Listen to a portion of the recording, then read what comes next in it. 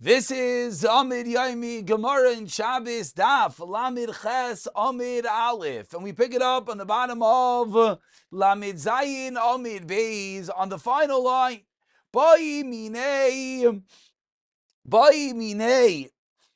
Excuse me. Mirav Chia Barabba. As we turn over to Lamid Ches Amid Aleph, Shochach Akedera Al Gabe Akira.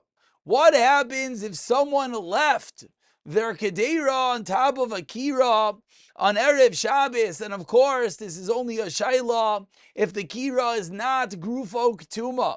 So we have a kira, we have an oven that you did not appropriately plan. It's not the ashes removed and the coals, ashes covering the coals. Ubishla.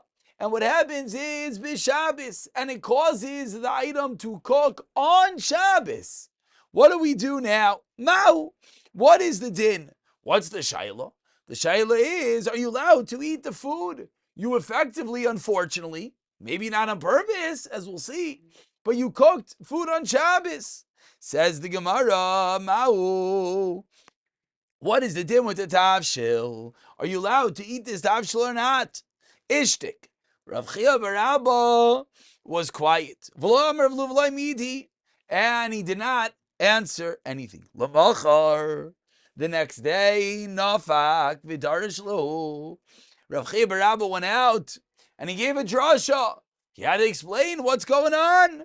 And he quoted a Mishnah in Shrumais that says, Mavashal b'Shabbos, b'shoygeg yoichal. If you over malacha Shabbos, b'shoygeg, not on purpose, then yoichal, you're allowed to eat the food. B'mezid, if you did it on purpose, lo yoichal. V'lo yishana, and however, there's no difference, and there's v'lo yishana, literally, the brisa just ends off. There's no difference, simply being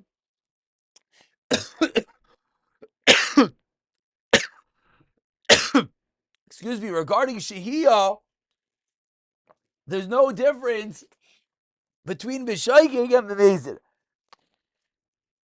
Says the Gemara, asking on this last point, my v'lo yishana, it's almost a cliffhanger ending. V'lo yishana, there's no difference. What's there's no difference? My v'lo yishana, says the Gemara, Rabba v'Rav Yosef t'amri tarvayu le'teira, that it's coming to be mekel. How is it coming to be mekel?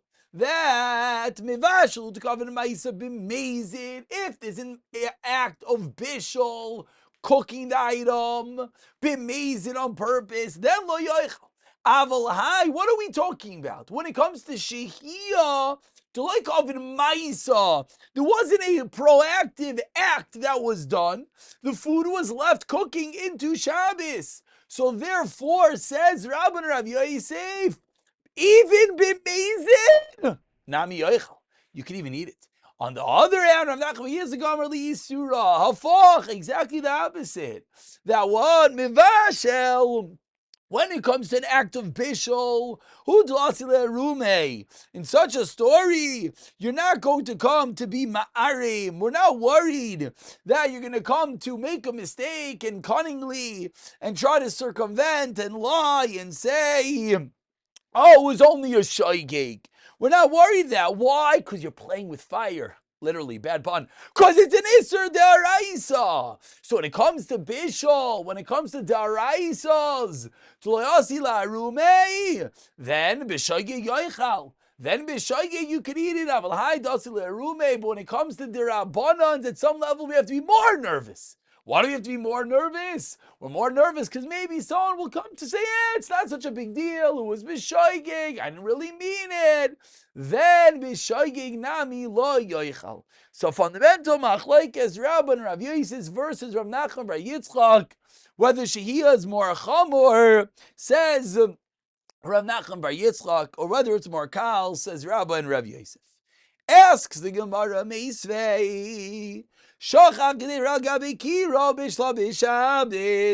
Brisa, if you left something to cook and it was cooked into Shabbos,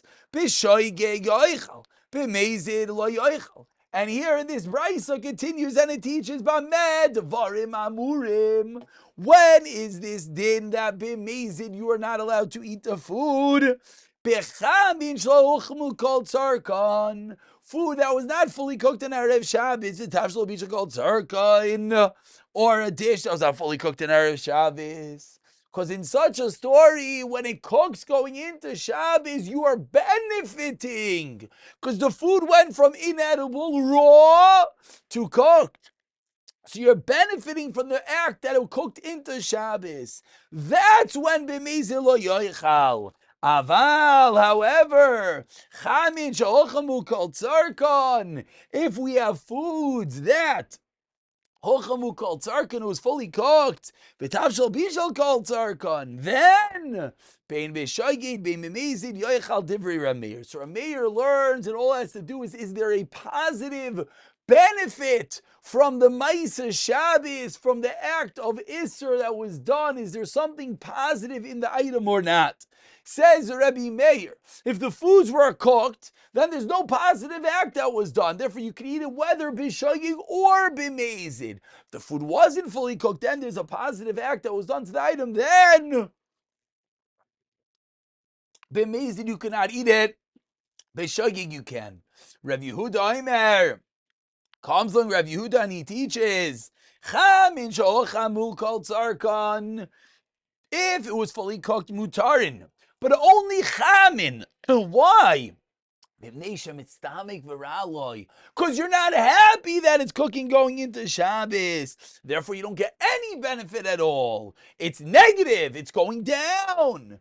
But however, v'tavshel bishakol tarkun is ulcer. Why? It's getting better. V'kol mitzamik v'yafaloi, says Rabbi Yehuda, kigoin karov u'pailin, cabbage and beans, ubasar taruf, and chopped up meat, and all of these items, aser, you're not allowed to eat it. V'chol mitzamik v'raloi, anything that's not good, mutter. So Rabbi Yehuda takes it to the next level, and not just is it fully cooked or not, but rather in the item itself, is there a positive benefit that was created or not? So says the Gemara, after explaining this brayso, so what do we see? Katani miha, what do we see? That's something that was not fully cooked is a difference in shogig and mezid. Who's that a kasha on? Say kasha on Rabba and Rav Yosef. Why is this a kasha on Rabba and Rav Yosef? Because they said that even b'mezid it's mutter when it comes to shehiyah. And even Rav Nachman bar Yitzchak that said it's only aser b'shoigeg, it's also shver because we're saying b'shoigeg it's mutter. So ask the Gemara, Sai Rabba Rav Yosef, Sai Rav Nachman bar Yitzchak, it's shver on both accounts. Says the Gemara, Bishlama l'Rav Nachman bar Yitzchak like kasha. I'll explain to you that according to Rav Nachman bar Yitzchak, I can explain the brayso that what kan and the brayso that says is mutter b'shoigeg is kaidem gzeira. For Chazal made a gzeira that when you leave something cooking to Shabbos, it's going to be aser. And kan, and over here, Rav Cheber Abba says it's aser b'shoigeg, in the brayso that we just quoted is acher gzeira. But what's the problem? That's according to Rav Nachman bar Yitzchak, that we can differentiate within the Maisa b'shoigeg in the gzeira. It's going to be a special gezerah that they made on Dinei D'Rabbanan to be more machmir. Elul Rab of Rav Yosef Amri Leteira. According to Rab and Rav Yosef, they say that if they're mekel even b'mezid, how are they going to answer the brayso? I kaidim gezerah, then kasha mezid ilacher gezerah, kasha nami shoyeg. Whichever way you cut it, says the Gemara of Nachman bar Yitzchak, is shver, and says the Gemara, indeed, kasha, it is a question on Rav Nachman bar Yitzchak.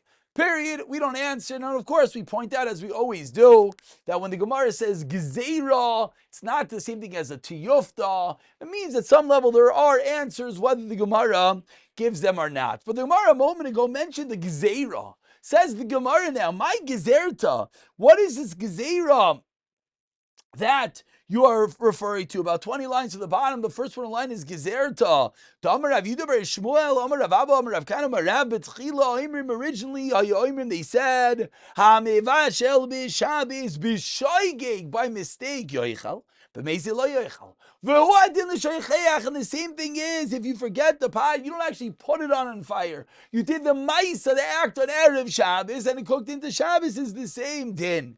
Misharabu, but what happened was, Misharabu Mashin b'Mezid. So people started to be a little bit bending the rules. That it was a shaygig. It was really amazing. But they did an Erev Shabbos, so they almost answered up, nah, it's not such a big deal. So came along Chazal, they said we have to use rabbinical wand to create a fine to prevent people from doing Yisr. And Oimrim Shchichim, Anu, they would say that we forgot it. So Chazar v'kanzu ala sheicheach.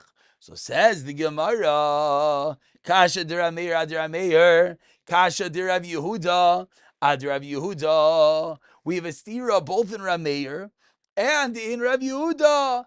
Answers the Gemara, d'Rameir ad Rameir like Kasha, halachatzchila v'diavad, Rav Yehuda v'dinami like Kasha, kan begufa uktuma, kan b'she'ena gufa uktuma. So different ways of explaining how the Brisa is not necessarily a kasha at all. We'll stop over here. We'll pick it up from Yibailu, the next kasha, b'siyata adishim shaya.